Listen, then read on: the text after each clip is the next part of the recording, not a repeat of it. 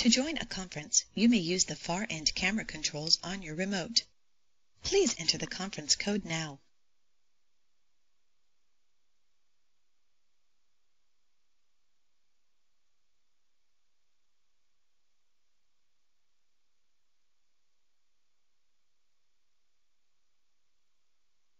Please enter the conference code now.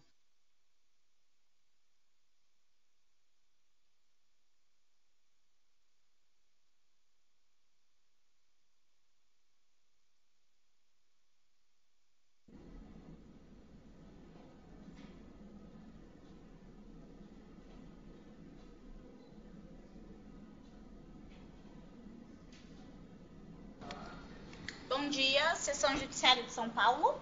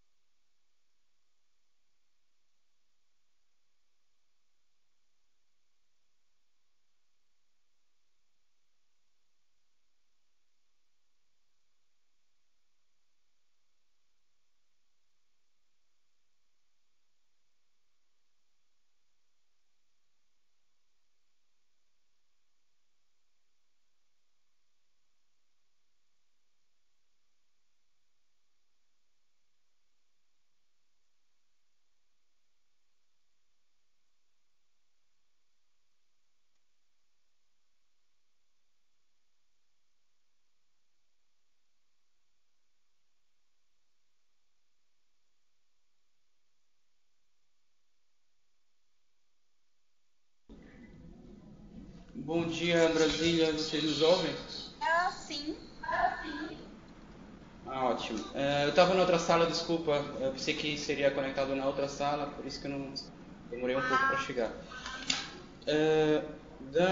Do acusado Mário Marcondes, estão aqui o Dr. Álvaro Augusto Macedo, o Dr. Luiz Fernando Silveira. Peraí, rapidinho. Tá, beleza. E as testemunhas já chegaram? Está o ex-presidente Fernando Henrique. Eu vou verificar agora quem que está presente. São os 4. Fernando Henrique, José Eduardo Cardoso, são todas suas? Não, todas o ex-presidente Lula.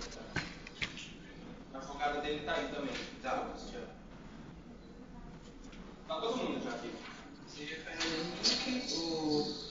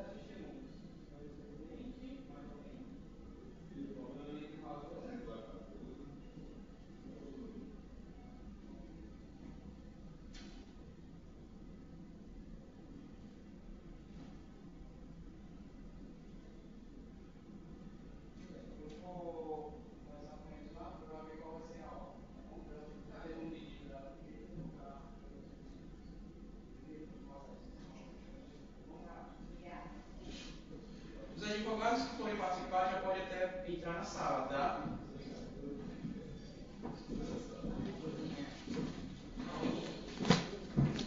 Tem a cadeira de né? Tá ótimo. Tem aqui que...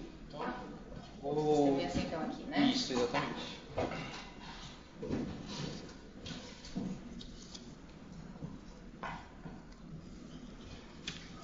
Olha, estão presentes aqui o Dr. Cristiano Zanin, pela defesa do senhor ex-presidente Luiz Inácio e Luiz Cláudio Lula. Tá? Sim. Das testemunhas está o ex-presidente Fernando Henrique Cardoso, o José Eduardo Cardoso, Sim. o Nelson Azevedo Jobim e o senhor Pedro Malan. O Pedro Malan tá aí? Tá. Então ótimo.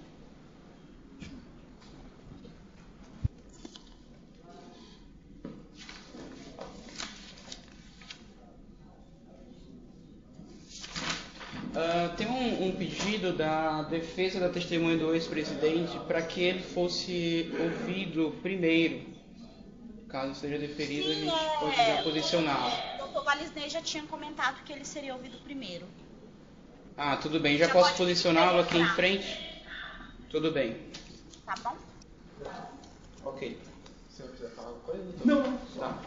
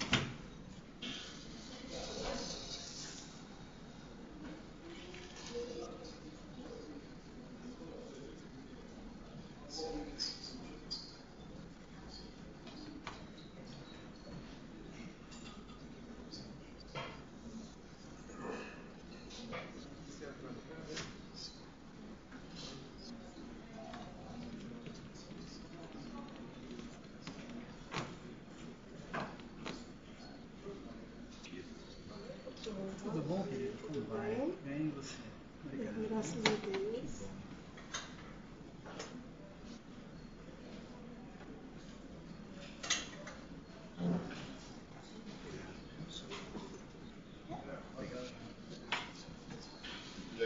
Seria aqui.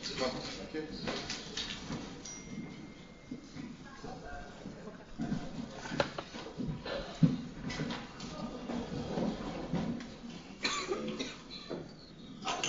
Tudo bem?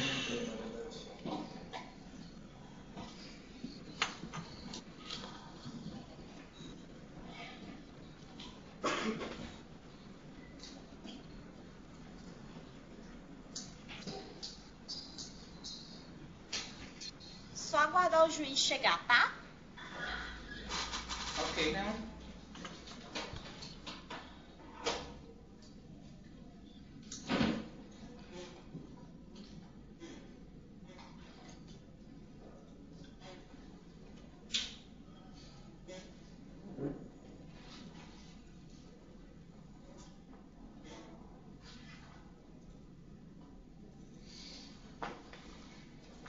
Isso aqui parece avião antes de levantar a boca.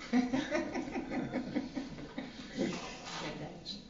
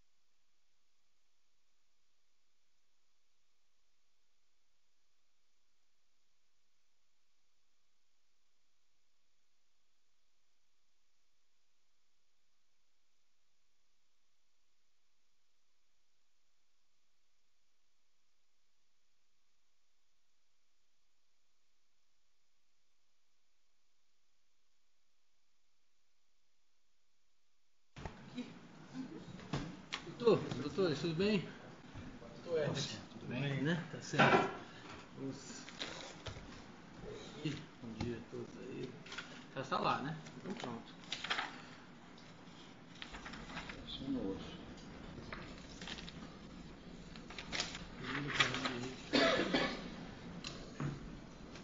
Vamos iniciar.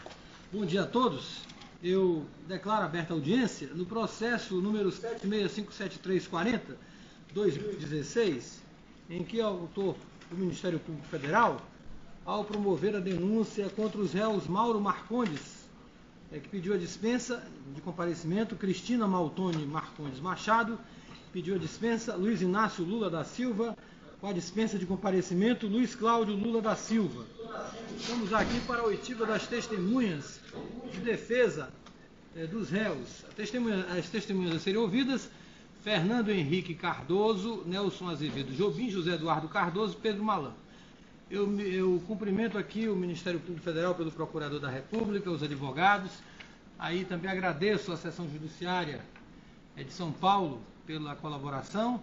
Me dirijo aí ao ex-presidente, presidente Fernando Henrique Cardoso. Bom dia, presidente. Bom dia, doutor. Bom dia. O senhor foi arrolado como testemunha de um processo que é da chamada Operação Policial Operação Zelotes. E o senhor é testemunha de defesa, presidente, sobre fatos, a acusação que é feita aqui na Seção Judiciária de Brasília, e o senhor já deve saber, ele é ementada aqui no começo da denúncia. Há uma acusação de tráfico de influências para influência na decisão de compra dos aviões caças pela empresa sueca Saab. E há também acusação de tráfico de influência de 2 crimes na prorrogação dos benefícios fiscais da medida provisória 627/2013, na conversão da lei 12.973/2014, cujos clientes eram as montadoras MMC e Caoa. E há também o crime de lavagem de dinheiro apenas contra o último réu aqui citado, Luiz Cláudio Lula da Silva. O senhor, na condição de testemunha, está sob compromisso, é meu dever como juiz, só para deixar registrado, o dever processual de dizer a verdade, só para fazer esse registro, tá? Lembrando... Pois não, eu estou ciente. Muito bem. O senhor conhece aí as pessoas que eu citei? Mauro Marcondes, Cristina Maltoni Marcondes Machado, Luiz Inácio Lula da Silva, Luiz Cláudio Lula da Silva. O senhor pode dizer algum contexto sobre o conhecimento sobre Eu ele? conheço, por óbvio, o Lula da Silva, porque eu conheci quando ele era líder do Sindicato dos Metalúrgicos de São Paulo. Provavelmente, se esse rapaz é um dos filhos do Lula, eu conheci quando era criança, quando era menino. Mas depois nunca mais tive contato. Eu vou passar aqui a palavra. O senhor foi indicado como testemunha de defesa do ex-presidente Lula, Luiz Inácio Lula da Silva. Vou passar os advogados, o advogado dele está ao seu lado, tem os advogados aqui também, dos demais réus e do ex-presidente Lula. Aí eu cumprimento aí o advogado que está, o doutor Cristiano Zanin, que está ao lado. Doutor Roberto. Exatamente, doutor Valisney. Bom dia. Bom dia, doutor Cristiano. Então, o senhor está com a palavra e os demais advogados aí também presentes, o doutor que está presente aí, que é ao seu lado, né? E os doutores aqui. O senhor pode começar a fazer as perguntas. Boa tarde. Tá certo. Cumprimento também o ilustre representante do Ministério Público, os advogados. Bom dia, doutor Zanin. De Brasília. Cumprimento a todos aqui, cumprimento o ex-presidente Fernando Henrique Cardoso. Presidente, durante o seu governo, o senhor se recorda da edição de medidas provisórias objetivando incentivar algumas regiões do país, como a região Norte, Nordeste e Centro-Oeste? Olha, de que eu me recorde, quando houve a dúvida sobre onde é que se ia colocar uma nova fábrica da Ford, houve muita discussão no Congresso e o Nordeste, as várias regiões sempre quiseram ter fábrica de automóvel, não sei o quê. Então, no Nordeste havia muita movimentação. E a decisão foi que seria na Bahia. E, na verdade, eu preferiria, naquela altura, que fosse no Rio Grande do Sul, mas por uma outra razão. Porque já havia uma fábrica no Rio Grande do Sul, que eu não me lembro se era da Chevrolet, alguma assim, e eu achava melhor criar um polo no Rio Grande do Sul de autopeças, por causa da complementaridade com Córdoba, por causa do Mercosul. Mas do ponto de vista do Brasil, eu próprio era favorável a que houvesse uma distribuição melhor, espacial, da indústria automobilística. Quando eu cheguei ao governo, a indústria automobilística estava concentrada em São Paulo. Havia uma exceção, que era uma fábrica em Minas. Quando eu deixei o governo, havia na Bahia, havia no Rio Grande do Sul, havia no Paraná, havia em Goiás, enfim, houve uma tendência à diversificação. Isso tudo foi objeto de política de governo. Exato, era isso que eu ia perguntar. Quer dizer, a questão dos incentivos fiscais objetivando desenvolver determinadas regiões do país são políticas de governo normais? Sim, são políticas normais desde muito tempo. A Sudene foi isso, a tentativa de dar incentivos fiscais para o desenvolvimento do Nordeste. Obviamente, você tem ali, além das políticas de governo, os interesses dos estados, os interesses das empresas, e há uma guerra fiscal. O governo, na verdade, quanto pode, não entra nessa guerra fiscal, e ela é lesiva em geral, porque fica uma espécie de sorteio ou de tentativa de colocar num estado que dê mais vantagem do que outro, mas isso o governo federal não é quem se envolve nisso. Quem se envolve geralmente são os locais, porque são beneficiários eventualmente da presença das empresas. O federal só perde. Quanto baixam os impostos, ele perde. É isso. Perfeito. O senhor já respondeu, mas só para enfatizar um ponto, quer dizer, após a implantação dessa política de incentivo fiscal, o senhor já disse que no final do seu governo já havia a instalação de indústrias nas regiões norte, nordeste. Quer dizer, essa política, então, sob a sua perspectiva, foi uma política que teve êxito. Eu não tenho dúvida que teve êxito. Eu posso fazer várias críticas ao que aconteceu com a indústria automobilística, mas não vem ao caso, né? Porque, na verdade, houve tanta proteção que a nossa indústria ficou com pouca competitividade frente à globalização que estava ocorrendo, né? Então, isso é uma questão a ser verificada. Mas digamos, o movimento em favor da instalação de indústria automobilística do Brasil, que vem de longe, vem de Juscelino, e depois a diversificação das áreas que seriam beneficiadas por isso é antiga e é normal. Correto. Presidente, uma última pergunta. Em 2013, o senhor participou de uma viagem, em novembro de 2013, o senhor participou de uma viagem que foi a ida ao funeral do Mandela, junto com a presidenta Dilma, o ex-presidente Lula, e o ex-presidente Fernando Collor e o ex-presidente Sarney, correto? É verdade.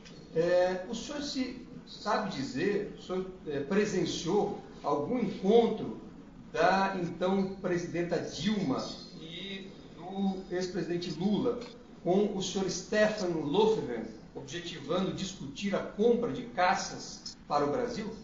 Olha, durante esse voo, obviamente não. Nós estávamos ali na área presidencial. Eu fui muito amigo do Mandela. O Mandela criou um grupo chamado Elders, são 10 pessoas, eu sou um dos 10. Aliás, é a esposa do Mandela, que esteve aqui a semana passada no Centro Ruth Cardoso, a Graça Machado.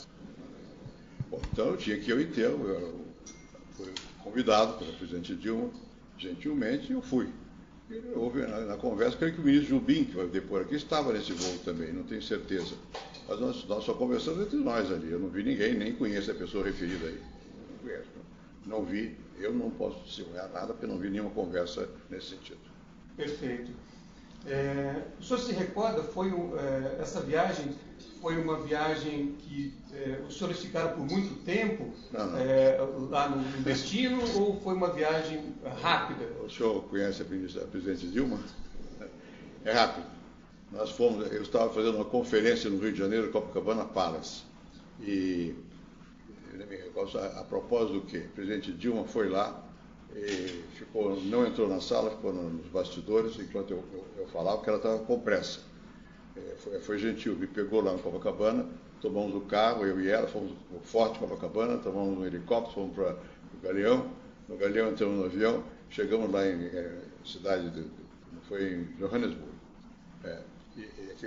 Leva um tempo enorme para chegar lá. O presidente Dilma é cautelosa, não gosta de avião que trepide muito, raios e coisas assim. Ela ficava o tempo todo conversando lá com o comandante. E descemos, entramos num hotel, mal dormimos, porque tinha a solenidade em seguida lá no funeral, os discursos. Ela fez um discurso e voltamos e viemos embora. Mal deu tempo de eu cumprimentar os meus companheiros, que eram desse grupo dos Elos, que é o Carter, e pessoas assim. Foi muito rápido, e voltamos para o Brasil. Lá, acho que nenhuma refeição foi feita lá. Tá certo. Eu agradeço ao ex-presidente Fernando Henrique Cardoso pelos esclarecimentos e devolvo a palavra a Vossa Excelência em Brasília. Muito bem, doutor. Doutor Luiz Fernando Beraldo, que está aí presente? O senhor tem alguma pergunta? Bom dia. Tenho, Excelência. Bom dia, senhor presidente. Pode parecer talvez um pouco óbvio, mas para que fique registrado nos autos, o senhor conseguiria sintetizar quais as vantagens, as concessões desses benefícios fiscais na região Nordeste, na região Centro-Oeste, trouxeram para as regiões em termos econômicos, fiscais, sociais? Se o senhor pudesse fazer um apanhado. Só vagamente, porque eu não precisaria de estudos para saber, mas basicamente o que acontece? Oferece emprego, e a indústria automobilística, na verdade, é uma montadora. Essa montadora depende de fornecedores de parte. Então, sempre as regiões ficam com a expectativa de que algumas dessas partes possam vir a ser fabricadas lá. Por exemplo, eu me lembro bem que quando veio uma empresa para Minas Gerais, veio o presidente, foi Volkswagen, veio o presidente da empresa, foi para Resende. Eu fui à inauguração e ele me chamou a atenção o fato de que havia tubos compridos, porque as autopartes entravam por esses tubos. Né? Era uma just on time, uma coisa, uma técnica nova daquela época. Assim. Então, isso a região fica na expectativa de que produza um certo crescimento. E os empregos industriais, como toda a gente sabe, têm um custo mais elevado que os empregos de outra natureza, de serviços e agricultura. Então, a região imagina que vai ser beneficiada. Essa é a razão pela qual todos querem essas indústrias localizadas lá. Agora, nunca houve, que eu me lembre, que eu saiba, um estudo para ver qual foi realmente o efeito. Se imagina que tenha sido um efeito positivo, pelas razões delegadas. Muito obrigado, doutor. Muito obrigado, excelência. Há algum advogado mais das partes aí presentes? Não, eu não estou conseguindo visualizar tudo. Não, então aqui, doutores, advogados, sem perguntas. Vou passar a palavra aqui ao Procurador da República, doutor Herbert, do Ministério Público Federal. Obrigado, doutor Valisney. Senhor presidente, o senhor me escuta bem? Muito bem, por enquanto, né? Ainda não estou totalmente surdo. Não, mas não foi por isso, é só para ver, porque eu sei, estou brincando. Mudei de exposição o microfone, foi só isso. Senhor presidente, uma medida provisória que implicasse renúncia fiscal bilionária no seu governo, e aí eu vou fazer perguntas no seu governo, porque é o que eu sei. É o que o senhor sabe. Ela passaria pela Casa Civil ou pelo Ministério que à época fazia as suas vezes? Normalmente uma decisão dessa natureza implica em receita e, portanto, passa pela Fazenda, pela Receita e também pela Casa Civil. A Casa Civil é o funil de toda a área administrativa dos governos. Então, implica nisso. E, muito frequentemente, é preciso consultar o advogado-geral da União, para ver se está dentro das regras da lei. Mais dificilmente o Ministério da Justiça, mas Fazenda, especialmente Receita e Casa Civil, normalmente são ouvidos. E de acordo com a sua experiência, essa interlocução era feita em 1, 2 dias? Ou era exigido um prazo maior? Não, havia mais tempo, porque, sabe, qualquer decisão dessa natureza é complexa, porque qual é o valor de que está perdendo o governo federal? Alguém está recebendo uma parte, o governo estadual, não está?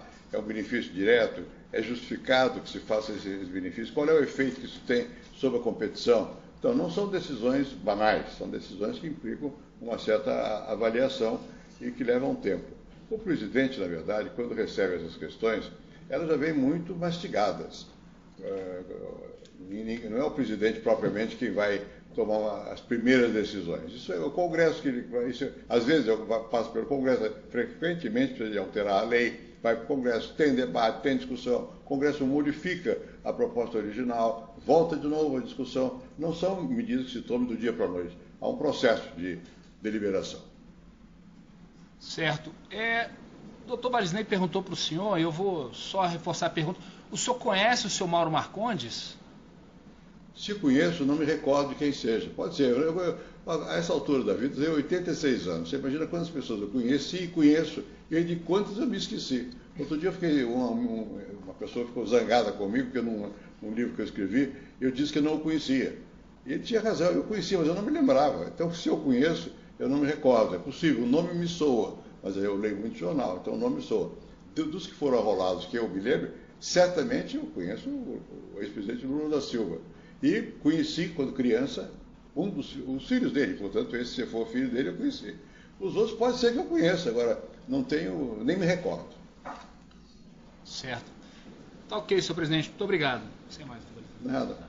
Só para nós finalizarmos, o senhor soube desse processo de compra dos caças suecos, dessa processo de escolha com a presidente Dilma, ou não chegou ao seu conhecimento nada oficialmente ou extraoficialmente que o senhor possa contribuir aqui quanto à escolha dos caças? O que eu posso dizer é do meu período de governo.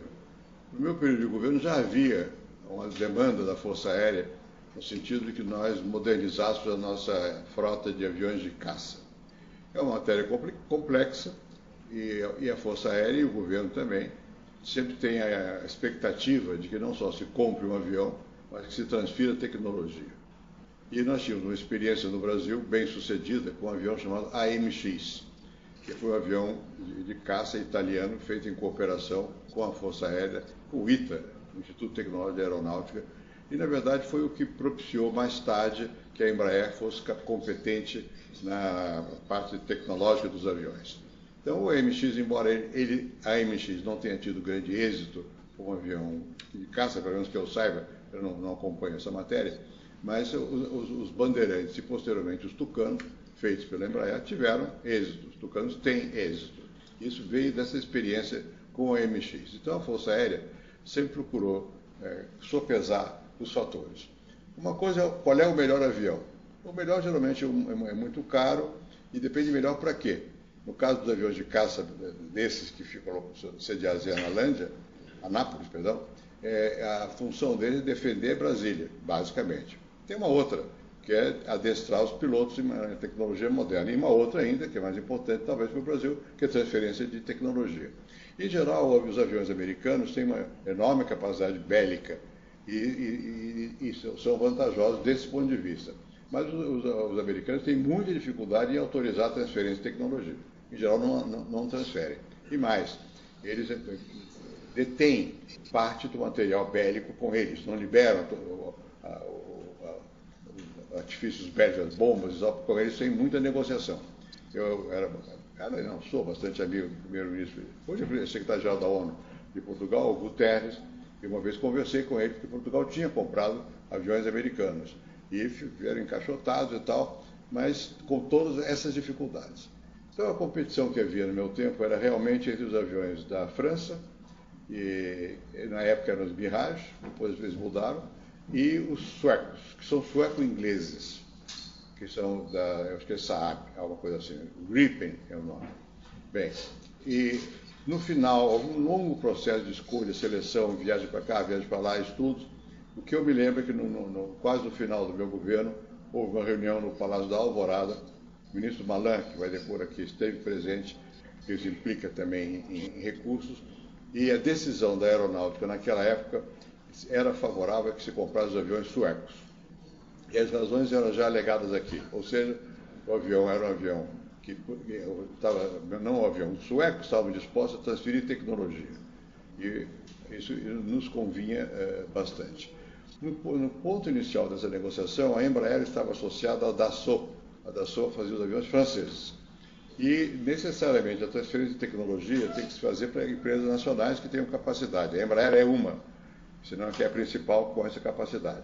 Eu creio que a essa altura a Embraer já tinha percebido que era mau negócio ficar associado a uma só empresa. Qualquer que fosse a empresa que viesse para cá teria que utilizasse da Embraer para a transferência de tecnologia. Bem, isso foi decidido no plano do governo, interno do governo. Não foi tomada a decisão. E como nós já estávamos aproximando do fim do meu mandato, eu achei melhor não fazer uma compra que teria que ser depois paga pelo governo seguinte, que fosse eleito em seguida. Então, ficou a decisão suspensa por causa disso. Não havia dinheiro envolvido, havia crédito envolvido. Os aviões, em geral, são comprados com um longo prazo de financiamento. E quando você vai avaliar o custo de um avião, você tem que avaliar no decorrer do tempo. Porque uma coisa é o preço no ponto de partida e quanto custa a manutenção. Em 10 anos, qual é o preço? O avião francês, em 10 anos, segundo o que eu me lembro da época, era considerado como um avião caro, em comparação com o avião sueco. Então, por isso, essa e outras razões, internamente nós pensamos nisso. A uma certa altura, eu comuniquei ao presidente eleito, que era o presidente Lula, qual era a decisão, e disse a ele, a decisão terá de ser sua, porque a despesa vai ser feita no seu governo. Para minha surpresa, o presidente Lula suspendeu a compra e fez uma alegação de que ele ia usar o dinheiro no programa Fome Zero. Eu não sei que dinheiro, que era só financiamento. Mas, enfim, esses são os fatos. É tudo que eu me lembro. Depois disso, quando houve a negociação posterior, já no governo do presidente Lula ou do presidente Dilma, eu só vi notícias pelos jornais. Vai ser francês, vai ser sueco, vai ser não sei o quê. Mas sabe como é? São interpretações. Então, eu não conheço a digestão do processo, mas eu não posso opinar. Eu posso dizer que, no meu tempo, a decisão intra-corpus, intra-mania, como dizem aí os latinos, né, era, dentro do governo, era uma decisão de que era melhor o avião sueco pelas razões alegadas. E a razão pela qual eu não autorizei a compra, eu já disse também, porque eu não queria onerar o próximo governo, e ele próprio que se onerasse, e o presidente Lula resolveu, naquele momento, que era melhor não comprar.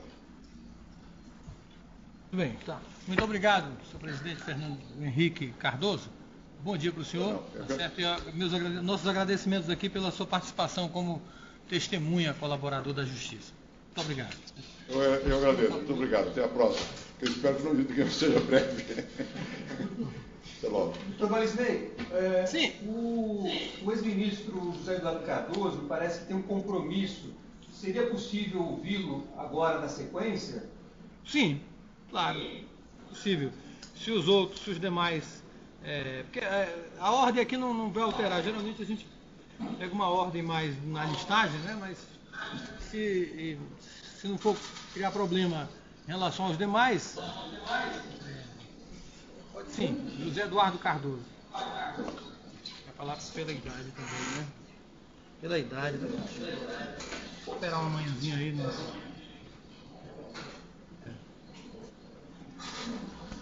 Licença, doutor.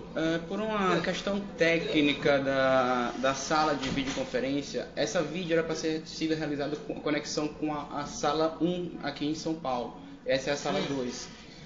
Um outro servidor que irá acompanhar uma outra videoconferência, que inclusive é uma videoconferência internacional, está solicitando essa sala agora. Eu queria saber com o servidor aí se seria possível fazer essa troca de sala, troca de conexão apenas.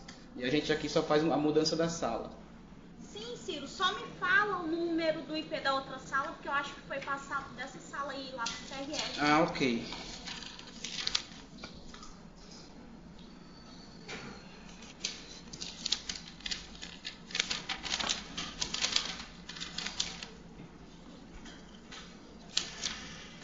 Só um minutinho.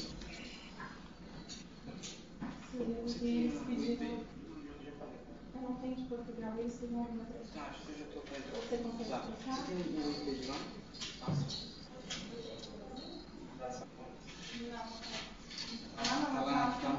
Tá no CPU. Você quer que eu faça não? Achei.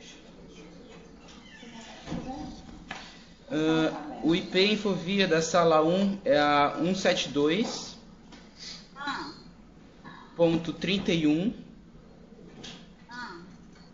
Ponto 7.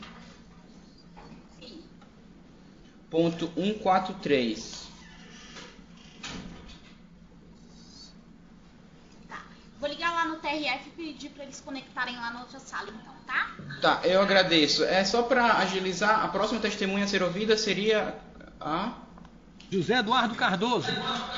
Ok, excelência, obrigado. Tá bom.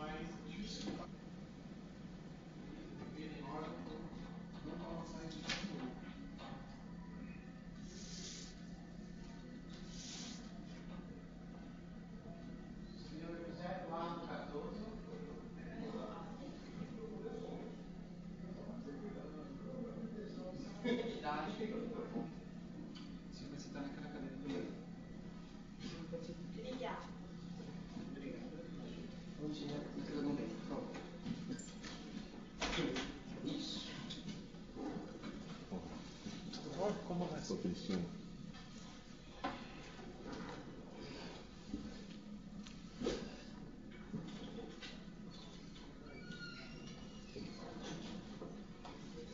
Ok, Brasília, o senhor José Eduardo Cardoso já está posto em frente à câmera.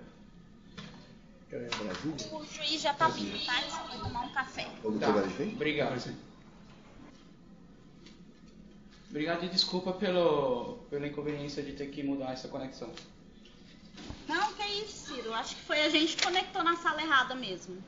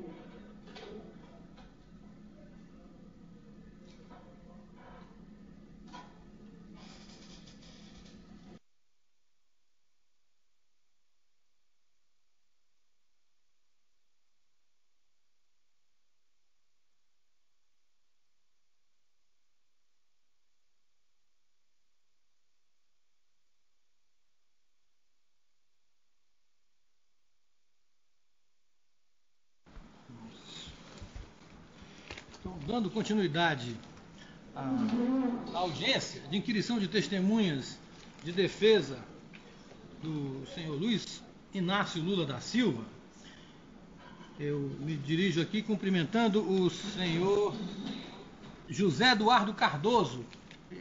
Como vai? Bom dia. Bom dia, Excelência. Prazer cumprimentá-lo, Excelência. Eu também. O senhor é testemunha nesse processo, o processo é o número 76573, que corre aqui na 10ª vara aqui da Seção Judiciária Federal aqui em Brasília.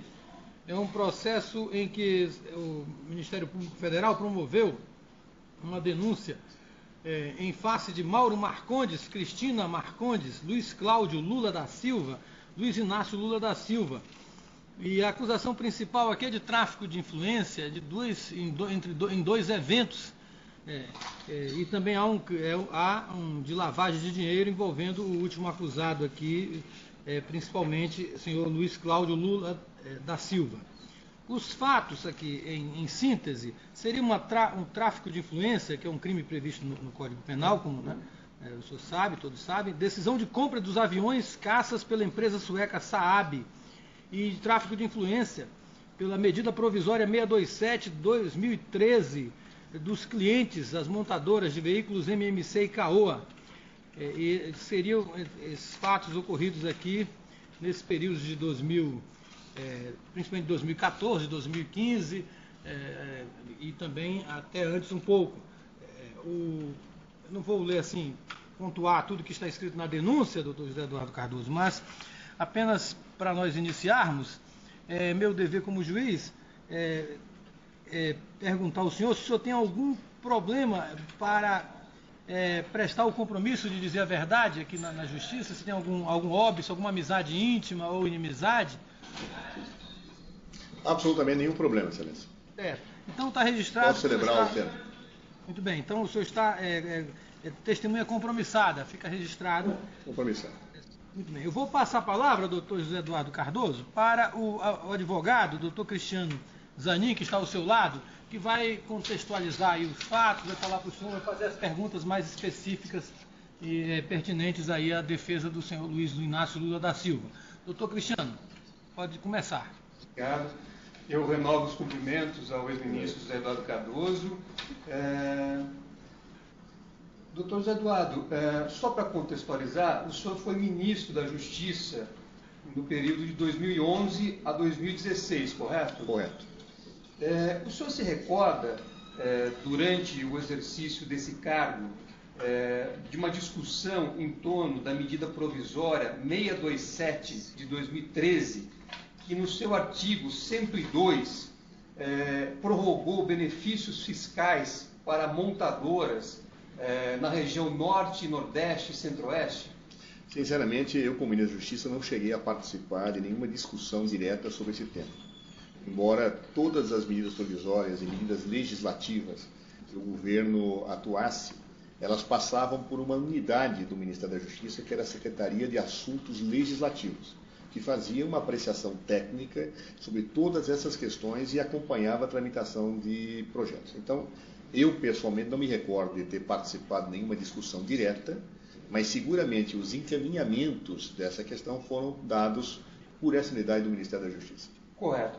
Durante o governo da presidenta Dilma, quer dizer, a edição das medidas provisórias, bem como a análise de vetos relativos a leis que vinham do Congresso, passavam por um procedimento, quer dizer, havia a atuação técnica, análise técnica em relação a esses atos normativos? É uma apuração técnica que é de praxe de rotina no governo federal.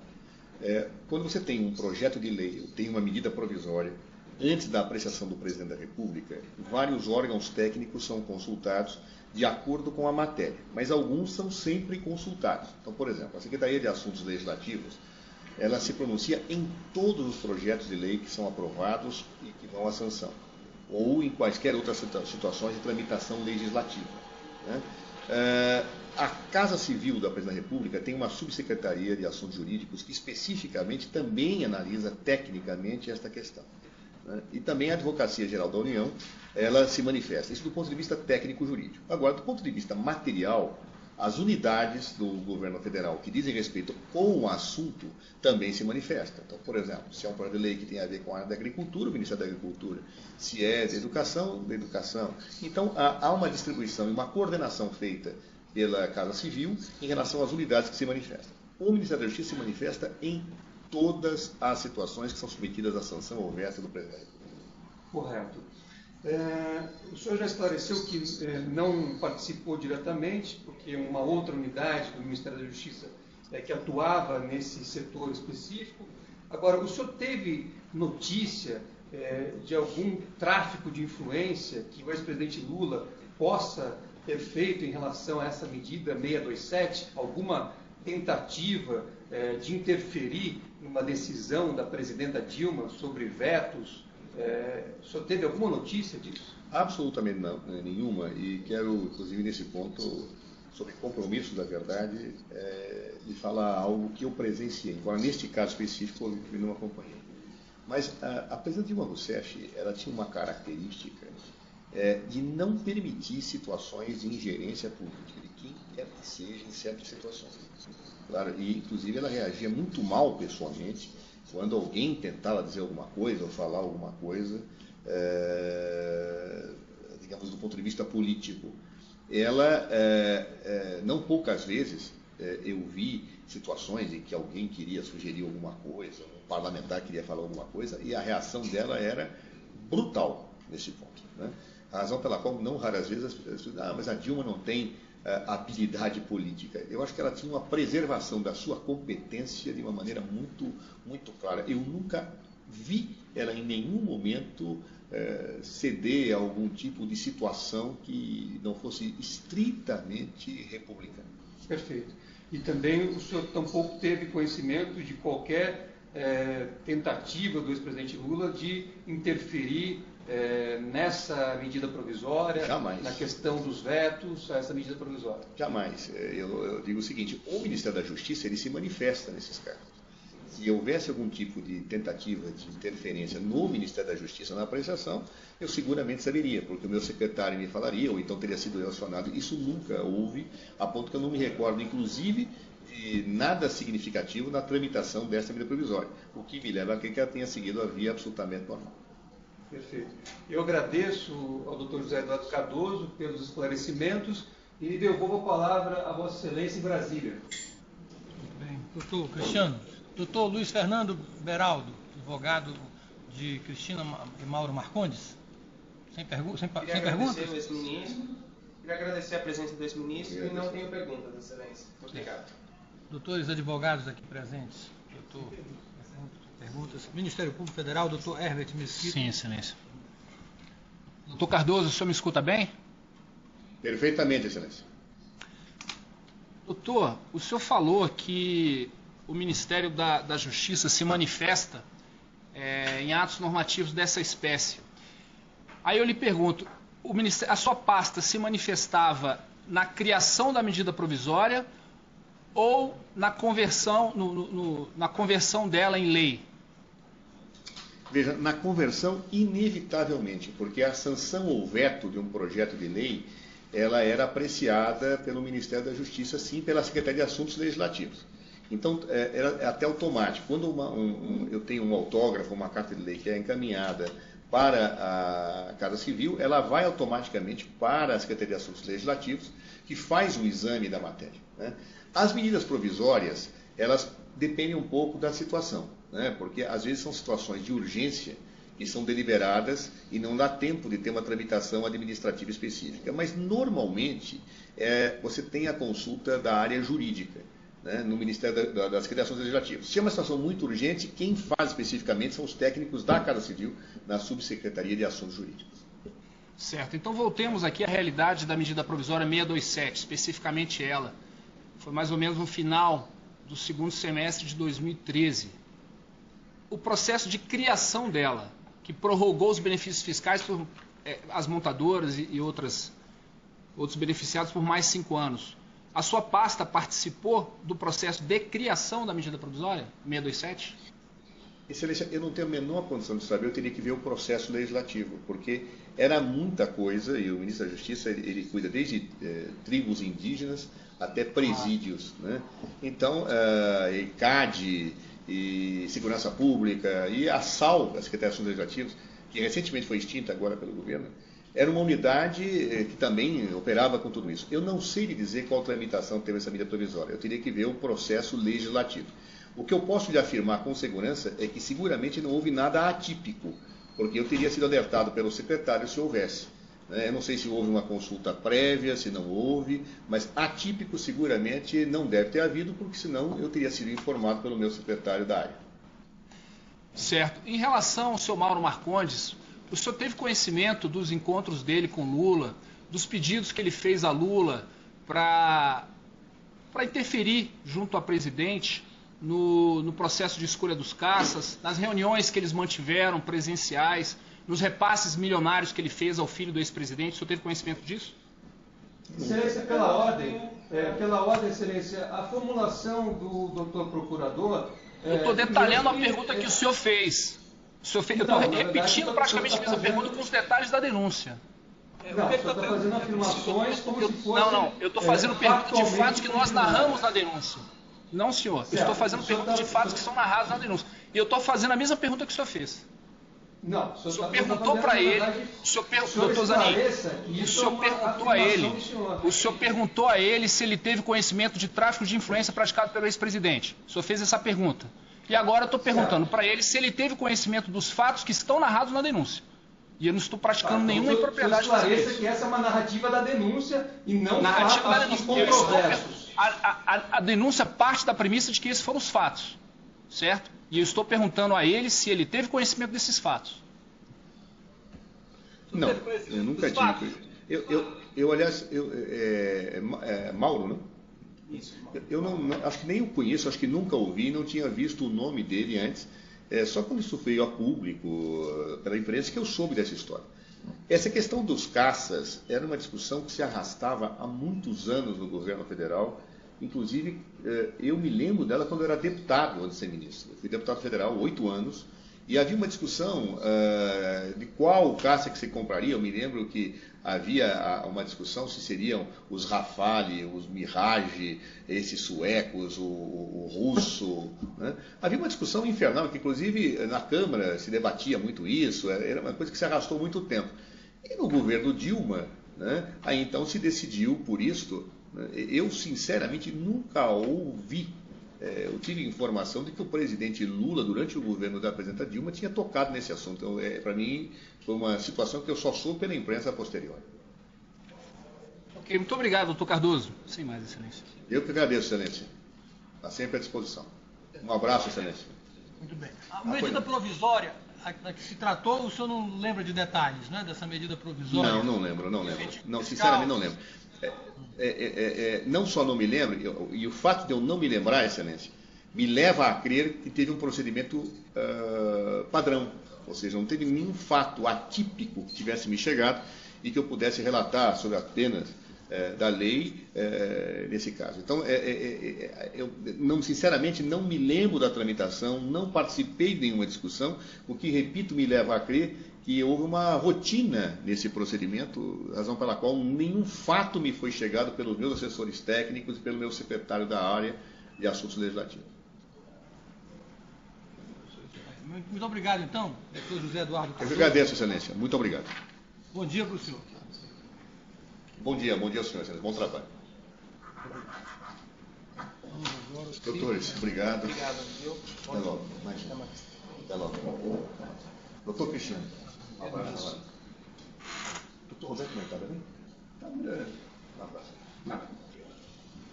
Ciro, pode chamar o Nelson Azevedo Jobim. Tá ok, obrigado. Obrigada. Nelson Azevedo.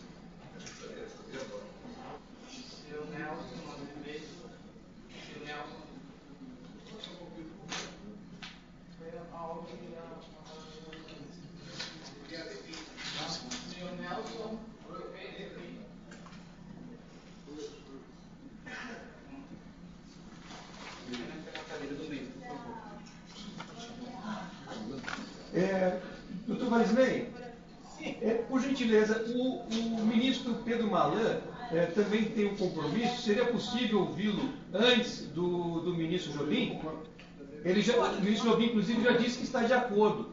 Ótimo, tudo bem, podemos fazer a troca agora. Se já está tudo de acordo, Por favor, se o senhor puder ajudar, já pedir para que entre o Pedro Malan. Obrigado, doutor presidente. Bem.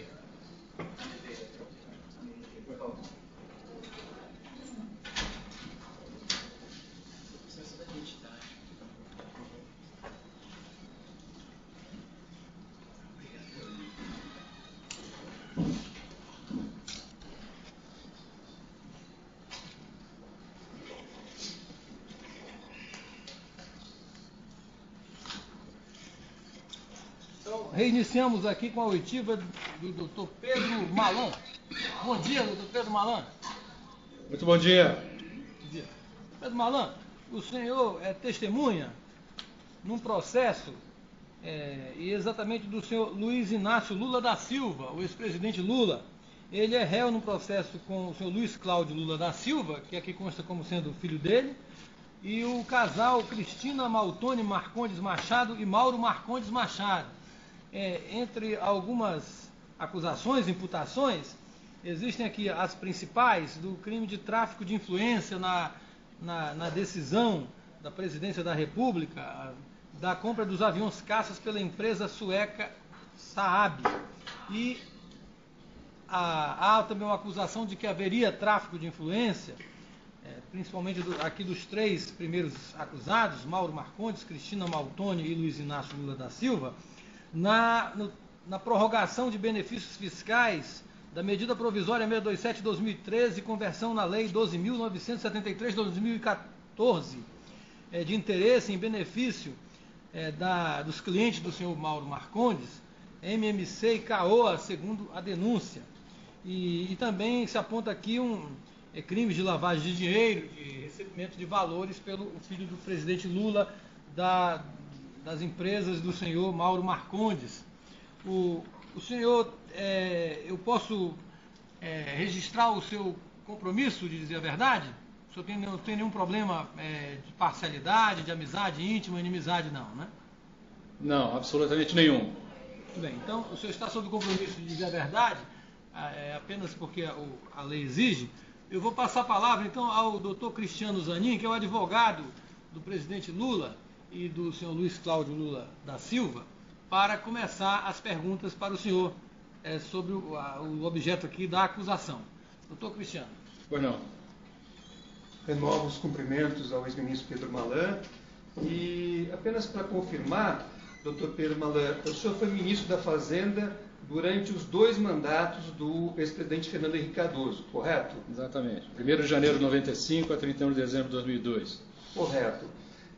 Doutor Malan, o senhor se recorda se durante o governo do ex-presidente Fernando Henrique Cardoso foram concedidos incentivos fiscais objetivando o desenvolvimento de algumas regiões do país? Eu acho que todo e qualquer governo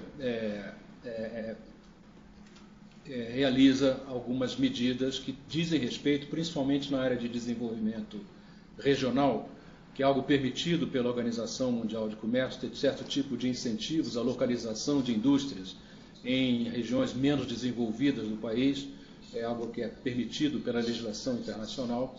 Eu acho que isso é feito. No caso do governo Fernando Henrique, foi feito em alguns casos à época com esse objetivo. Permitiu uma descentralização da atividade industrial no país, estimulá-la segundo as regras da Organização Mundial de Comércio e, obviamente, atentando para as finanças públicas do Brasil. Correto. O senhor se recorda especificamente da medida provisória 1916, de 29 de julho de 99, que instituiu incentivos fiscais para as regiões, para a indústria automobilística em relação às regiões Norte, Nordeste e Centro-Oeste? Permito esclarecer uma coisa. A minha convocação como testemunha de defesa das pessoas que foram mencionadas pelo meritíssimo juiz dizia respeito a um processo que eu procurei me informar, era um processo de vendas de licitação para compra de caças pela Força Aérea Brasileira. Eu procurei me informar a respeito porque não tive nenhuma participação naquilo, mas queria saber a razão pela qual eu estava sendo convocado como testemunha de defesa. Neste caso aí, na verdade, eu não sabia da convocação sobre esse tema, de modo que não fiz um dever de casa de procurar me informar exatamente sobre o teor exato da medida provisória que o senhor fez referência, mas me lembro que tivemos uma medida provisória para o Nordeste, sim, nessa ocasião. Correto. E pelo que o senhor se recorda, quer dizer, era uma medida provisória que objetivava desenvolver a região Nordeste e outras regiões menos desenvolvidas do país? Esse era o propósito, eu volto a insistir, sempre levando em conta a natureza do tipo de incentivo se estava solicitando para tal. Alguns incentivos eram de competência do Estado, que estava procurando atrair a empresa para o seu território. Outras passavam por alguma expectativa de ações do governo federal. E nós sempre, na minha gestão no Ministério da Fazenda, tomamos um enorme cuidado sobre a natureza das demandas sobre o orçamento público federal advindas dessa tentativa de atração de indústrias para estados específicos. Então, quero assegurar que, na minha época, era parte de um processo de negociação onde o Executivo Federal não aceitava determinados tipos de subsídios e incentivos. Correto. Determinada magnitude. Correto. Mas esse, pelo que o senhor se recorda, foi instituído porque chegou-se à conclusão que era algo benéfico ao país e às regiões envolvidas. Verdade. Correto. Excelência, eu não tenho mais perguntas, eu devolvo a palavra a Vossa Excelência. Na sequência, doutor Luiz Fernando Beraldo, advogado de Mauro Marcondes Machado. Perguntas? Tem perguntas, Excelência. Muito obrigado. Doutor Fábio Ferreira Azevedo, advogado de Cristina. Sem perguntas. Pergunta. Doutor Guilherme, do Ministério Público Federal, doutor Herbert. Doutor Malan, bom dia. O senhor me escuta bem? Bom dia. Escuto muito bem. Eu vou lhe fazer uma pergunta da época que o senhor era ministro da Fazenda e peço que o senhor, se puder responder, de acordo com o que era praxe naquela época, uma medida provisória que implicasse renúncia fiscal bilionária, ela era discutida em que pastas? Além da sua, claro. Não, era uma questão de natureza interministerial, envolvia o Ministério da Fazenda, por suposto, dada a sua natureza, mas certamente envolvia também os Ministérios de Indústria e Desenvolvimento, talvez o Ministério do Planejamento, para fins de avaliação do ponto de vista orçamentário, e eu não sei se envolvia outros ministérios, mas seguramente pelo menos esses 3 eram envolvidos nas negociações que levariam à adoção da medida legislativa cabível, no caso. Casa Civil também? Tudo passava pela Casa Civil, na medida em que todos os atos legislativos tinham que ser encaminhados à Casa Civil, nela discutidos, inclusive em seus aspectos jurídicos, e nós tínhamos, na minha época, uma relação muito próxima com a Casa Civil da Presidência da República, como não deveria surpreender a ninguém. Fazia parte do funcionamento do governo um bom relacionamento com o ministro-chefe da Casa Civil da Presidência da República. Certo. Essa interlocução ministerial era algo que se fazia em um dia, alguns dias, considerando uma medida provisória dessa complexidade? Não. No caso a que foi feito referência há pouco, nesse caso da medida provisória, cujo número eu não me recordo, mas conheço a região e o Estado, foi um longo processo de negociação, exatamente porque, da nossa perspectiva, nós queríamos entender exatamente a natureza das demandas sobre o orçamento público derivadas do tipo de atração da indústria que estava em discussão naquela época. Não foi certamente uma discussão de um dia, nem de 2, nem de 3. Certo. Doutor Malan, muito obrigado pela atenção, pela presença. Sem mais, Excelência. Muito obrigado, doutor Pedro Malan. Bom dia para o senhor. Nossos agradecimentos aqui. Eu posso... data vênia, como se diz no mundo do direito, eu posso fazer uma indagação aqui. Eu recebi, no fim de semana, na minha residência, no Rio de Janeiro, eu moro no Rio de Janeiro, meu trabalho é aqui em São Paulo. A convocação para esse depoimento de hoje, que eu estou aqui comparecendo, foi para discutir um outro assunto. Eu recebi para estar no Rio de Janeiro, na quinta-feira, para um depoimento também como testemunha de defesa do ex-presidente Lula, num outro processo que eu presumo que seja este. Eu vim aqui com o número desse processo pensando que era a questão dos caças da FAB, que era o número do processo que eu recebi convocado para depor aqui em São Paulo. 76573-40? Não, o que eu tenho aqui é o processo, esse que eu fui convocado, que me trouxe aqui, 001-0029-78-2017-403-6181. Certo. O senhor pode desconsiderar? O senhor pode desconsiderar os demais? É porque na própria denúncia, porque a denúncia, como ela é longa, ela é grande, a primeira parte ela fala dos caças que o senhor leu, mas tem uma parte final que fala da medida provisória. Então é um processo só, com duas acusações. Então é a mesma. Certo? E, portanto, como o senhor tem constam, né, alguns endereços, por isso que houve essa comunicação com diversas seções judiciárias, no Rio de Janeiro e São Paulo. O senhor pode desconsiderar e pode ir tranquilo para casa aí, que pelo menos nesse processo aqui já acabou a sua missão como testemunha. Tá certo? Meus cumprimentos. Muito obrigado. É só dizer que o número do processo da convocação que eu recebi para depor no Rio de Janeiro é diferente desse aqui. Eu presumo que seja questões de Rio e de São Paulo na distribuição. Então, eu não entendo lá com... a carta precatória.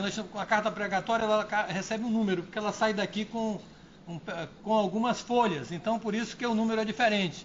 Mas dentro dela, às vezes tem um número do processo principal, que é este aqui.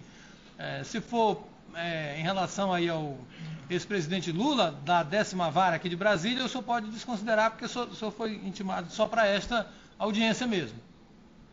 É isso mesmo. Muito obrigado, hein? Doutor Dorizei, me permita só fazer um esclarecimento. Claro. Eu acho que o ministro Malan não precisa tomar nenhuma providência no Rio, porque será informado pela própria secretaria. Então, acho que você não precisa tomar nenhuma providência. O senhor pode desconsiderar que nós vamos informar lá a Justiça Federal do Rio de Janeiro para desconsiderar essa sua intimação. Fique tranquilo, tá bom? Muito obrigado. Bom dia. Muito obrigado. Só isso. Obrigado.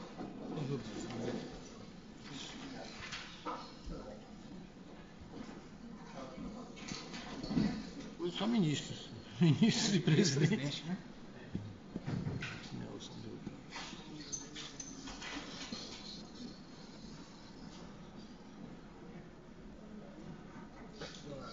A emenda, então, é o último, senhor, né? A emenda na denúncia é o último. Então, é bom, acho que porque está em pedaços, então, né? Se é o que falou para fazer, não está fazendo essas denúncias longas, né? Às vezes. Ela é longa porque são vários contextos. Várias coisas. Essa foi a ideia do Anselmo.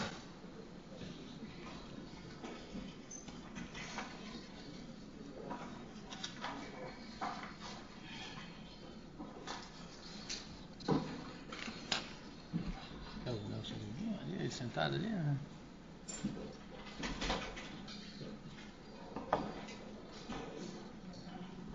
Bom dia, doutor Nelson Jobim. Como vai? E aí, senhor, como é que vai, doutor? Bem, meus cumprimentos. Né? O senhor aqui é testemunha num processo em que são réus o senhor Mauro Marcondes Machado, Cristina Maltoni Marcondes Machado, Luiz Cláudio Lula da Silva, Luiz Inácio Lula da Silva, que corre aqui na 10ª Vara da Justiça Federal, aqui em Brasília. Ministro Nelson Jobim, aliás, ministro, né, do Supremo, foi do Supremo e o senhor foi da Defesa, não é isso? Da Defesa e da Justiça. Da Justiça e da Defesa. Da Defesa. Da Defesa. Certo. E do Supremo Tribunal Federal também, né? Muito bem. Isso. Então, meus cumprimentos, satisfação em conhecê-lo. aqui... O senhor também, doutor. Eu quero antes de nós começarmos, como o senhor sabe bem, eu preciso tomar o compromisso, que a testemunha pode ser compromissada ou não. Eu posso registrar que o senhor é testemunha compromissado ou o senhor tem algum óbice que possa prejudicar? Não, nenhum óbice.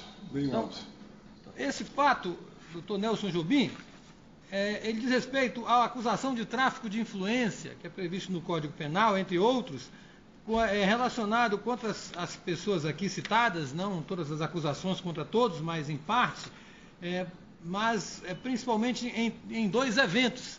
O tráfico de influência da decisão da compra dos aviões caças pela empresa sueca Saab, conforme aí o senhor deve ter lido na denúncia, e a outra acusação teria tido um tráfico de influência, segundo a acusação, da prorrogação de benefícios fiscais da medida provisória 6273/2013, a conversão em lei na Lei 12.973/2014, cujos clientes eram a MMC e a CAOA, 2 montadoras de veículos. Eu vou passar, além de crimes de lavagem de dinheiro, envolvendo aí o primeiro acusado, os primeiros com o senhor Luiz Cláudio Lula da Silva. E o senhor... Eu vou passar a palavra ao doutor Cristiano Zanin, que vai iniciar fazendo as perguntas para o senhor, porque eu sou testemunha de defesa do ex-presidente Luiz Inácio Lula da Silva. Doutor Cristiano. Obrigado, doutor Valisney. Eu renovo os cumprimentos ao ministro Nelson Jobim. Como já foi esclarecido pelo doutor Valisney, o ministro Jobim ocupou alguns dos mais relevantes cargos do país, mas especificamente nesse caso, ministro Jobim, eu pediria para o senhor confirmar: o senhor foi ministro da Defesa a partir de julho de 2007, do governo do presidente Lula, e depois também foi até novembro de 2011 ministro da Justiça da presidenta Dilma. Não, ministro da Defesa, continuei no Ministério da Defesa. Tá certo. Ministro Jobim, no Ministério da Defesa, o senhor tomou conhecimento do programa FX2, que tinha por objetivo a renovação da frota dos caças brasileiros? Não só tomei conhecimento, como também fui personagem das decisões e dos processos todos. Esse processo do FX começou em 1995, no governo Fernando Henrique Cardoso, mas depois foi abandonado. Não houve prosseguimento. Quando entrou o governo Lula, o ministro Viegas reabriu esse procedimento para tentar adquirir novos aviões caça para suprir, digamos, o espaço aéreo brasileiro, mas acabou não andando. Compraram então Mirage. Em abril de 2008, eu já no Ministério da Defesa reabri o processo, retomamos o FX e passou a se chamar FX2. Antes disso, nós tínhamos elaborado a chamada Estratégia Nacional de Defesa. A Estratégia Nacional de Defesa, além de outros temas, etc., tinha lá a necessidade de termos um pacote de capacitação tecnológica da indústria brasileira de defesa. Havia uma decisão política e importante, estratégica, do desenvolvimento da indústria de defesa. Mas o processo de análise do FX já estava sendo iniciado, já havia, com o Comando Aeronáutica. Havia um grupo chamado COPAC, que era Comissão de Escolha de Aviões de Caça, que era do Comaer. Então nós continuamos, o processo continuou e terminou essa análise da Comaer. Primeiro haviam 5 pretendentes, ou 5 ofertas.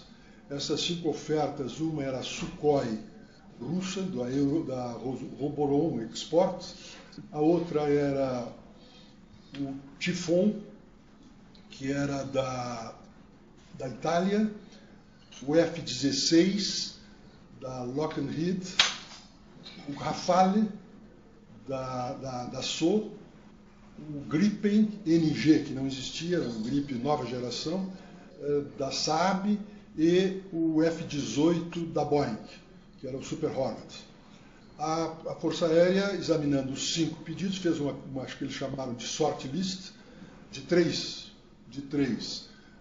Ficaram nessa lista a Dassault, a Rafale com o Dassault, a Saab com o Gripen e a Boeing com o F-18. Isto foi feito um relatório pela Força Aérea, concluindo e sugerindo desses 3, depois dessa shortlist. Este relatório foi de janeiro de 2010, concluindo de que deveriam ser adquiridos que davam preferência para o avião, para a Saab do Gripen. Este relatório foi objeto de análise no Ministério da Defesa. Eu participei intensamente disso, determinei ao comandante do Estado-Maior de Conjunto de Defesa que fizesse uma análise completa, e o problema que ocorreu foi o seguinte: na análise que foi feita pela Força Aérea, o item de transferência de tecnologia e capacitação tecnológica corresponderia a 9% da avaliação global do avião. Claro que havia sido feita essa análise sem as diretrizes da Estratégia Nacional de Defesa, que não existia à época que começaram esse processo.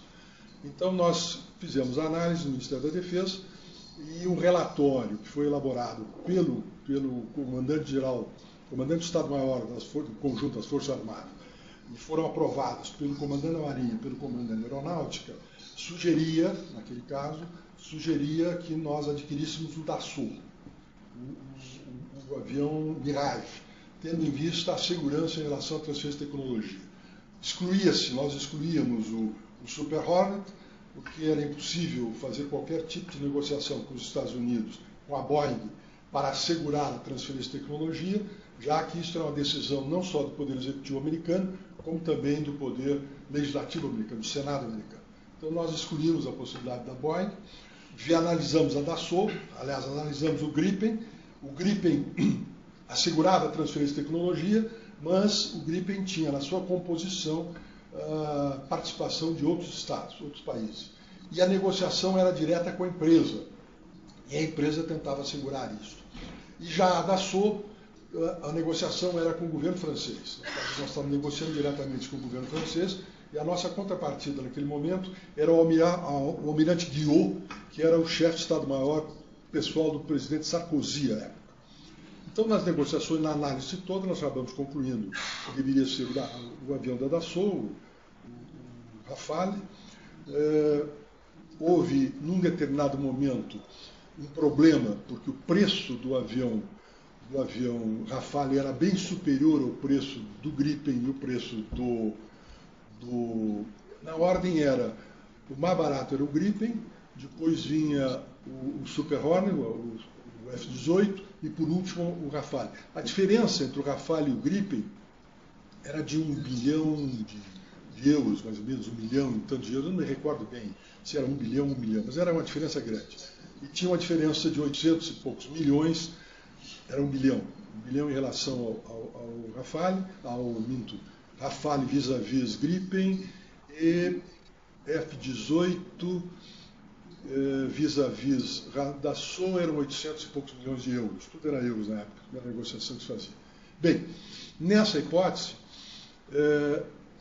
o presidente Sarkozy esteve no Brasil em setembro de 2009, no 7 de setembro, convidado pelo presidente Lula. Houve uma série de reuniões com as suas contrapartes, e houve uma redução de preço da Dassault. Como a Dassault reduziu o preço, eu então determinei a reabertura do procedimento para que as outras empresas, as outras duas, oferecessem as suas contrapropostas. Fizeram as contrapropostas e, ao final, nós fizemos em junho de 2010 um relatório analisando tudo e optando, não obstante a diferença de preço, embora já reduzido, naquele momento eu já não me recordo mais, mas sempre mais alto que os outros, nós então sustentamos que tinha que ser o Dassault, tendo em vista o grau de transferência de tecnologia.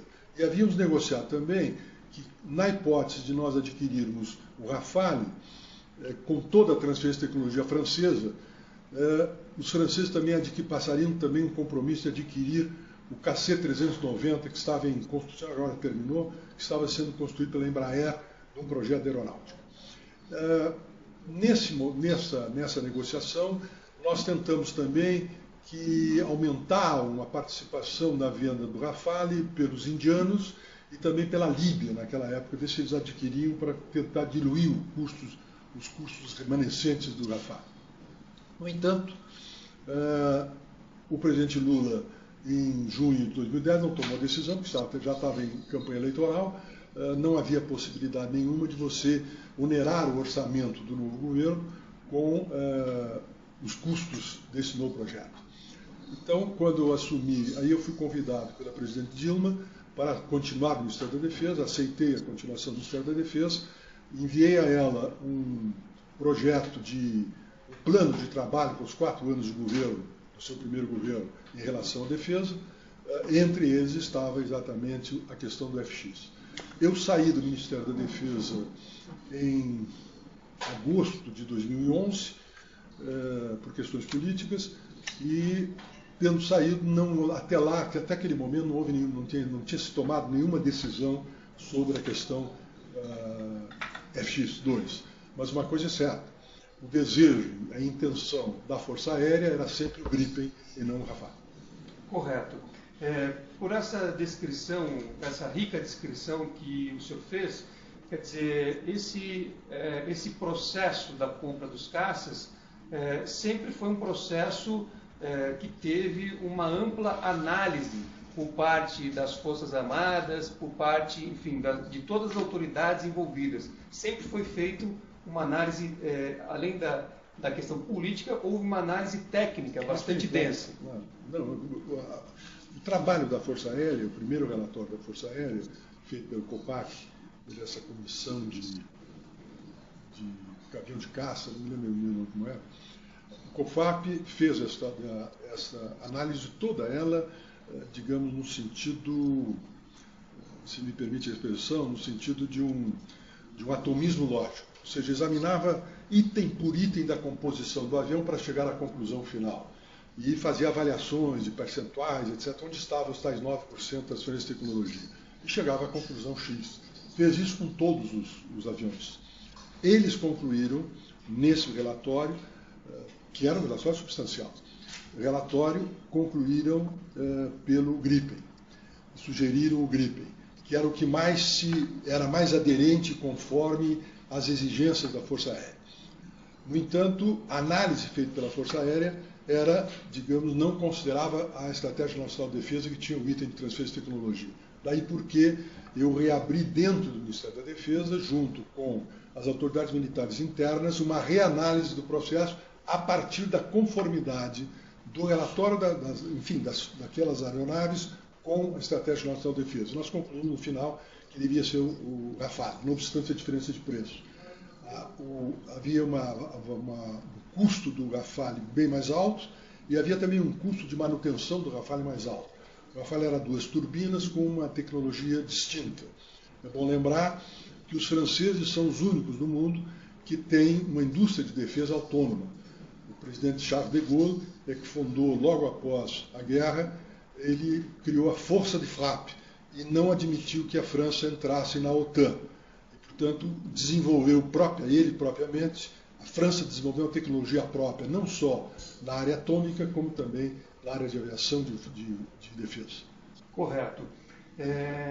Agora, ao longo desse processo, durante o período que o senhor esteve no cargo de ministro da Defesa, o senhor identificou alguma preferência ou mais alguma atuação do ex-presidente Lula em favor do Gripen, dos caças da Gripen, ou isso jamais ocorreu?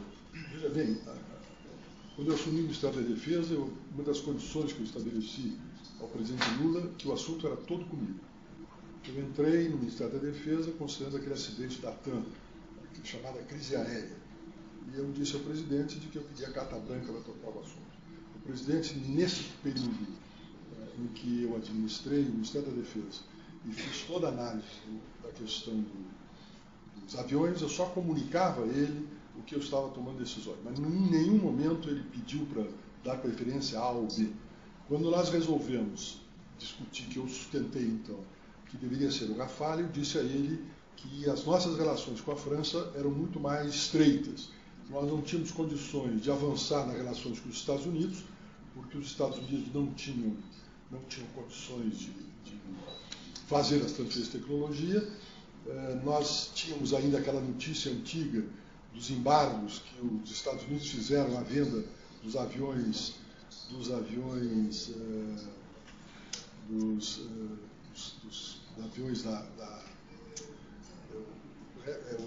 C-19, o Super Tucano, que nós queríamos vender. Na época, os americanos impediram, considerando que tinha tecnologia americana, enfim.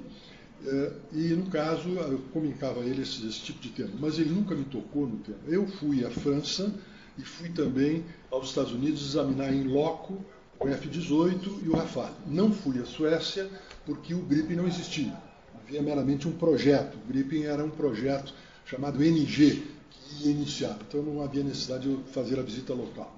Depois nós tivemos contatos, durante todo o processo de elaboração da exposição de motivos que mandei ao presidente, teve vários contatos com o pessoal da Boeing, com o governo americano, com a secretária de Estado Hillary Clinton, que enviava correspondência via o chanceler Celso Amorim, contatos com o almirante Guillot da França sobre essa temática toda, e também contatos com a Gripen, através do senhor Wallenberg, que era o presidente da Saab, que era, digamos, da holding da Saab, controlava Volvo e Saab, o diabo. Bem, mas em momento algum o presidente Lula fez qualquer tipo de referência sobre esse tema. O tema estava afeto exclusivamente a mim, no caso. Correto. Apenas para finalizar, ministro Jobim, depois que o senhor saiu do Ministério da Defesa, o senhor teve conhecimento de qualquer situação que pudesse indicar uma atuação do ex-presidente Lula a pretexto de interferir na decisão da presidenta Dilma pela compra dos caças Gripen? Não, eu me afastei completamente do governo e não fui para a vida privada. Virei a página e não participei de nada. A única coisa que eu tenho a dizer sobre esse tema é de que continuava, não obstante a posição que eu havia assumido à época, continuava a Força Aérea interessada no Gripen.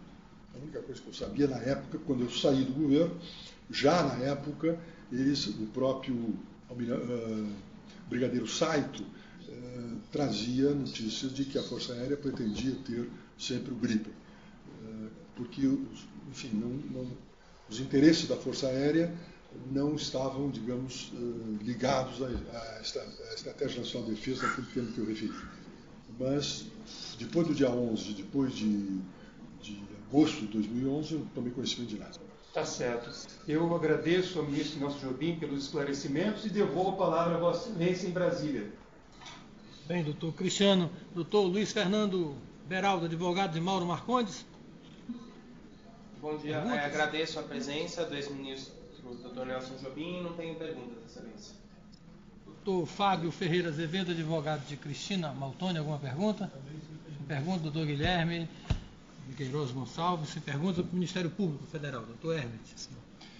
Ministro, o senhor me escuta bem? Sim, pode não. Ministro, pelo que eu entendi da sua detalhada narrativa, é possível afirmar que, num primeiro momento, houve, a partir do relatório técnico da Força Aérea, uma inclinação pelos caças suecos, aí, num segundo momento, a inclinação pelos aviões franceses, pelas razões que o senhor declinou? É possível afirmar isso? Vamos afirmar que a pretensão da Força Aérea era a Gripen, e a pretensão do Ministério da Defesa era o Rafale. Certo. Aí veio a troca de governo com a presidente Dilma. É possível afirmar que, por ela, houve uma inclinação pelos aviões americanos, salvo engano, em 2011? Até a minha saída em agosto de 2011, não havia nada a respeito desse assunto. Ela não tocou no tema FX comigo nesse período. Tá ok. Sem mais, Excelência. Obrigado.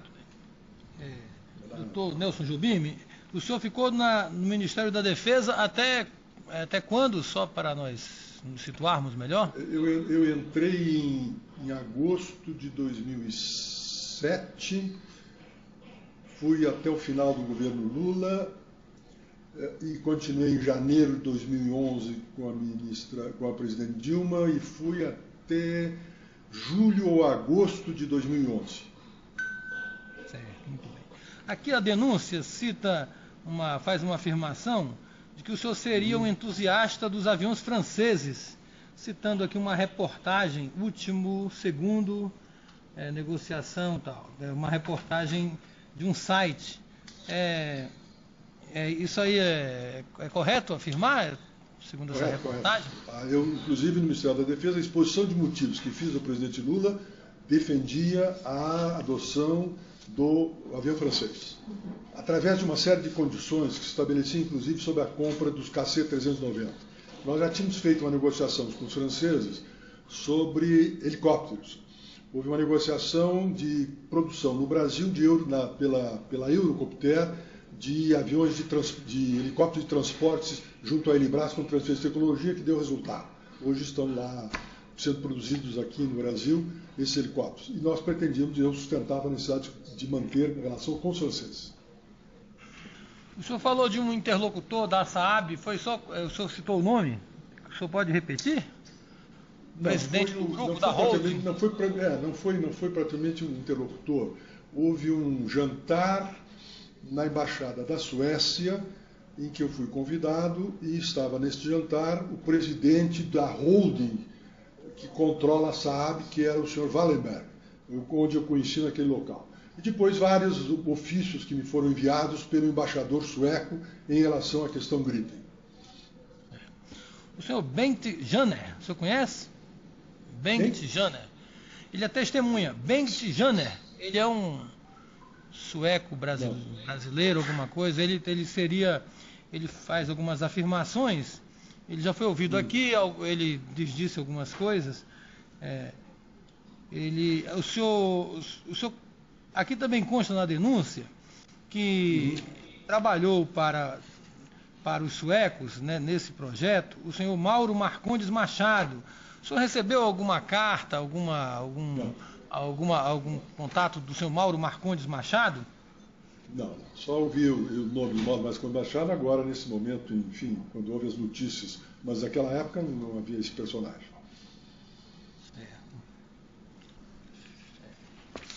O senhor sabe dizer se ele mandou alguma carta ou da Suécia para o presidente Lula? Que há uma reprodução de uma carta aqui para o ex-presidente Lula, falando das recomendações e tal, motivos, na página 2X, a 2Z, aqui, página 27, na verdade, as folhas. O senhor sabe de alguma coisa, de alguma carta que teria sido dirigida ao ex-presidente Lula? Não tenho conhecimento. Não. Aqui também há também um trecho, 3E, da denúncia, diz assim.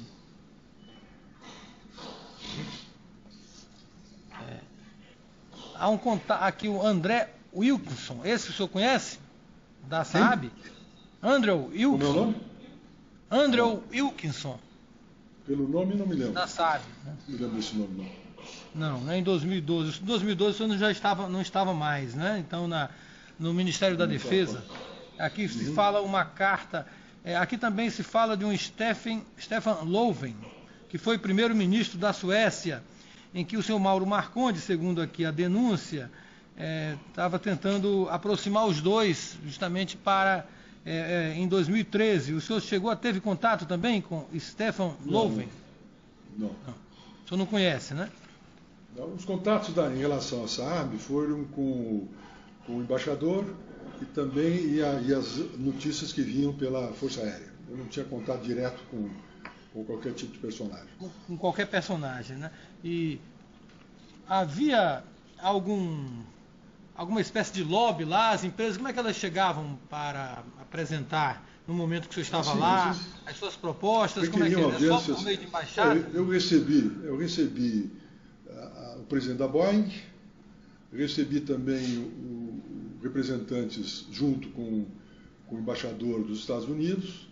Havia, evidentemente, interesse de governo nisso.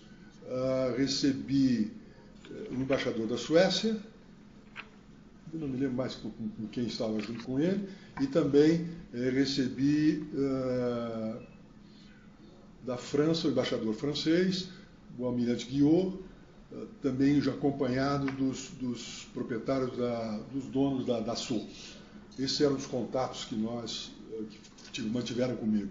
Mandavam correspondências, etc., mas houve alguns contatos pessoais no Ministério da Defesa. Na sua época, houve algum estudo pronto da Aeronáutica, das Forças Armadas, recomendando? Foi na sua época ou foi depois? Recomendando alguns casos? Gripen.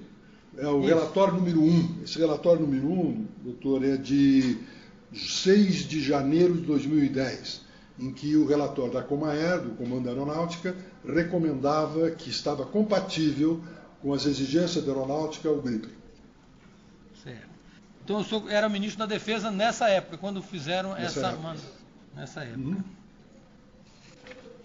Isso é que deu origem, esse relatório deu origem a um estudo dentro do Ministério da Defesa que concluiu de forma diversa, concluiu a necessidade de ser o avião Rafale francês. Isso em 2010? Tudo em 2010. Certo. E aí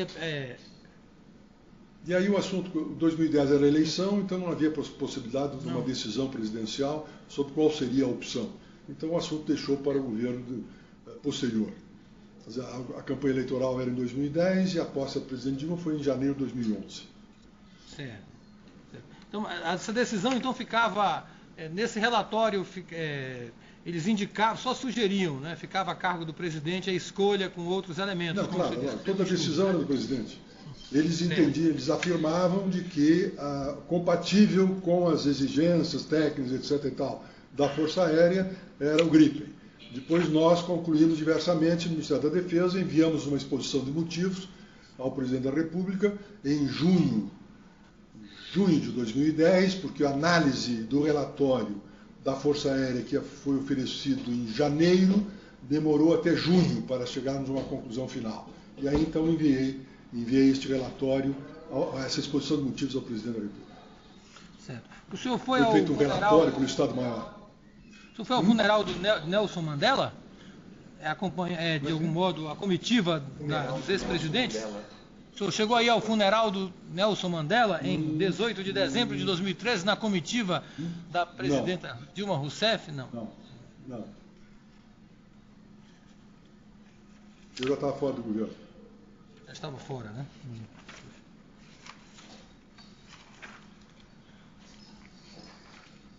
O único funeral que eu fui foi do Papa João Paulo II.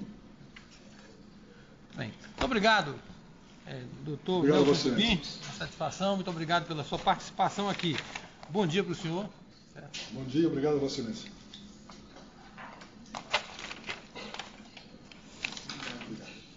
Como houve desistências, doutor Cristiano? Pois não, Excelência. Aqui, doutor Luiz Fernando. Como houve desistência de várias testemunhas para o dia 13 e 14 de setembro, amanhã e dia... Eu vou, sobrou aqui Miriam, Belchior, vamos jogar todas para o dia 2 de outubro, porque senão vai ficar muito... Pode ser, doutor? Está ótimo, claro. Perfeito, porque senão vai ficar muito esparsa, só uma testemunha, depois os senhores desistem, ou na hora ninguém consegue, né? Então eu vou deferir aqui, então já vou redesignar a audiência do dia 13, de manhã já não tinha mais ninguém, né? Porque haveria a desistência, 14... jogando esse depoimento da senhora Miriam Belchior para o dia 2 e também Fábio Meleri. Certo? Então nós vamos nos encontrar aqui no dia 2 de outubro às 9h30 e depois às 13 horas. Vamos tentar encerrar aqui essa parte. E também eu estou dando vista aqui para que fale sobre as testemunhas. Vanderlei Luxemburgo não foi encontrado, doutor. Max Roger Marcondes Machado, Hugo Gomes de Souza, também, e Bernardo App, aqui são, que também não foram encontrados, todos se manifestam aí sob pena de preclusão. Né? Então pronto, está encerrado mais alguma coisa, doutor? Então até o dia 2 de outubro, doutor Isaías, obrigado aí à Seção Judiciária de São Paulo aí, cumprimentos a todos. Obrigado, Excelência. Obrigado, Excelência. Um bom dia a todos no Brasil. Bom dia do mesmo modo, isso. 2 de outubro. Por que eles desistiram de mim? Ciro, daqui a pouco eu te mando a ata, tá? Mais de 9, né? Tudo bem, Brenda. Obrigado. Obrigada.